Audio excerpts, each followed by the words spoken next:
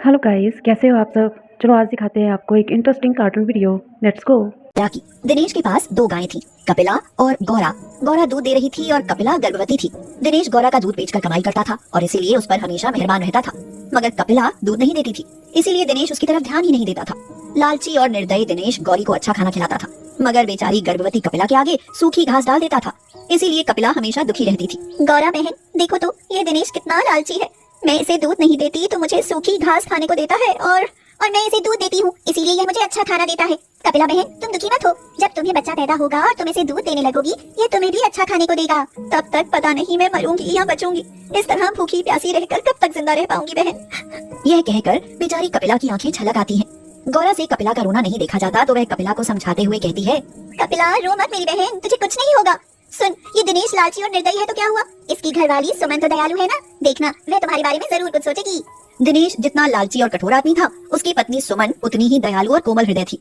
एक दिन वह दिनेश को कपिला के आगे सूखी घास डालते देखती है तो उसे बहुत बुरा लगता है।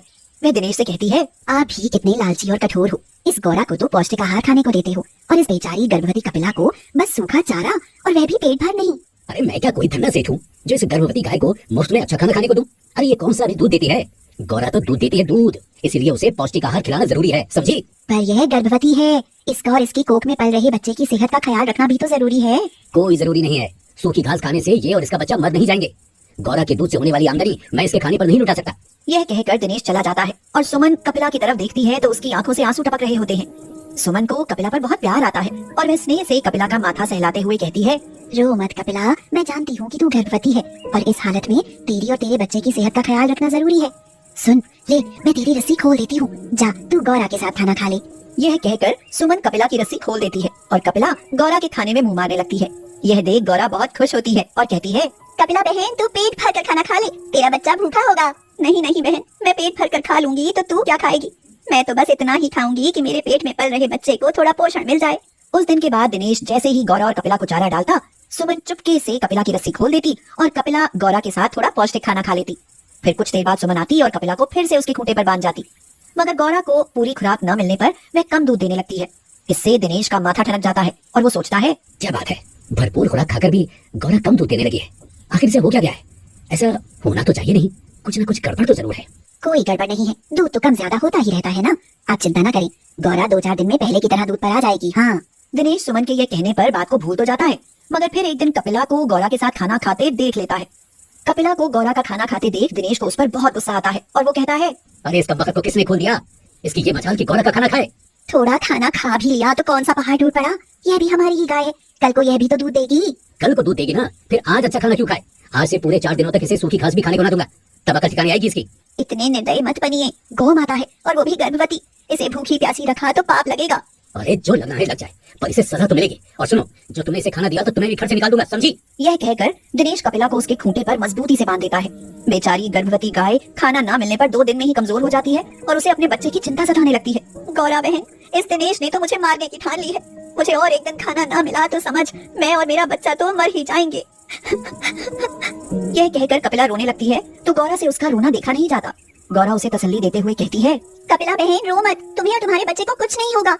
यहाँ से ना कुछ दूरी जंगल है, तुम वहाँ चली जाओ, पर इस रस्सी से छुटकारा मिले तभी तो जा सकूंगी। मैं तो इतनी कमजोर हो गई हूँ कि रस्सी भी नहीं तोड़ सकती, पर मुझ में बड़ी ताकत है, लाओ तुम्हारी रस्सी मैं तोड़ देती हूँ। यह कहकर गौरा अपने मजबूत सींगों से खूंटे पर बंधी रस्सी को तोड़कर कपिला को आजाद कर देती है और कमजोर कपिला किसी तरह उठकर खड़ी हो जाती है और कहती है, अच्छा बहन गौरा, मैं चलती हूँ। अपना और अपने बच्चे का ख्याल रखना कपिला। ख्याल तो अब भगवान ही रखेगा बहन, जिंदा रही तो कभी जरूर मिलूंगी। यह कहकर कपिला घर से निकल ले और धीरे धीरे चलते हुए जंगल में आ जाती है। जंगल पहुंचकर कपिला खुश हो जाती है और कहती है, अरे यहाँ तो पानी का तालाब भी है और आसपास हरी हरी घास भी खड़ी है। पहले तो मैं पेट भरकर हरी घास खाऊंगी और फिर पानी पीऊंगी। यह कहकर कपिला पेट भर घास चढ़ती है और फिर तालाब में पानी पीकर वहीं एक पेड़ के नीचे अपना आश्रय बना लेती है। इधर कपिला के जाते ही दिनेश अचानक बीमार पड़ जाता है। उसकी हालत बिगड़ती जाती है। वैद्य जी उसकी बीमारी को गंभीर बीमारी बताते हुए कहते हैं, दिनेश बेटा, तेरी बीमारी बड़ी गंभीर बीमारी है, पर मेरे पास इसकी दवाई है। उस दवाई से मैं ठीक तो हो जाऊंगा ना वैद्य जी? हाँ हो जाएगा। ये कुछ गोलियां हैं बेटा, सुबह शाम 2-2 गोलियां गाय के दूध के साथ खा लेना। पर खाना गाय के दूध के साथ ही, वरना बिल्कुल ना खाना। हमारे घर में तो गाय दूध देती है वैद्य जी। अब बस ठीक है, फिर कोई दिक्कत नहीं, मैं चलता हूँ। कुछ देर बाद सुमन गाय का दूध लेकर आती है और दिनेश उस दूध से गोली खाने की सोचता है, मगर वह जैसे ही दूध का गिलास हाथ में लेता है, दूध अचानक से फट जाता है और दिनेश हैरानी से कहता है, अरे ये क्या सुमन, दूध तो फट गया। पर दूध तो ताजा था, फिर फट कैसे गया? रुको, मैं और दूध लेकर आती हूँ। यह कहकर सुमन और दूध लेकर आती है, मगर दिनेश के हाथ में आते ही वह भी फट जाता है। सुमन जितनी बार दूध लाती है उतनी ही बार दूध फट जाता है। यह देख दिनेश परेशान हो उठता है और हैरानी से पूछता है, आखिर ये हो क्या रहा है सुमन, दूध इस तरह फट क्यों जाता है?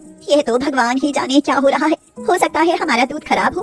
आप धीरज रखिए, मैं पड़ोस से दूध लेकर आती हूँ। सुमन पड़ोस से दूध लेकर आती है तो दिनेश का हाथ लगते ही वह भी फट जाता है। फिर तो सुमन जिस भी गाय का दूध लाती है वही फट जाता है। दिनेश दवाई ही नहीं खा पाता और उसकी तबीयत बिगड़ने लगती है। लगता है अब मैं ना बच पाऊंगा। पता नहीं भगवान मुझे किस बात की सजा दे रहा है सुमन। और सताओ गौ माता को, आप मानो या ना मानो, ये कपिला पर जुल्म उठाने की ही सजा मिल रही है आपको। बेचारी पता नहीं जिंदा भी है या मर गई। सुमन, पैसे के लालच में आकर मैं बहुत बड़ा पाप कर बैठा। मुझे गौ माता को सताना नहीं चाहिए था। यह कहकर दिनेश फूट फूट कर रोने लगता है। फिर समय बीतता जाता है और एक दिन कपिला जंगल में एक स्वस्थ और सुंदर बछड़े को जन्म देती है। अपने नटखट बछड़े को देखकर कपिला सोचती है, बहुत प्यारा और नटखट बेटा है मेरा, पर इसे लेकर जंगल में रहना खतरे से खाली नहीं है। किसी दिन बाघ या शेर का शिकार बन सकता है। क्यों ना इसे लेकर अपने घर वापस चली जाऊं।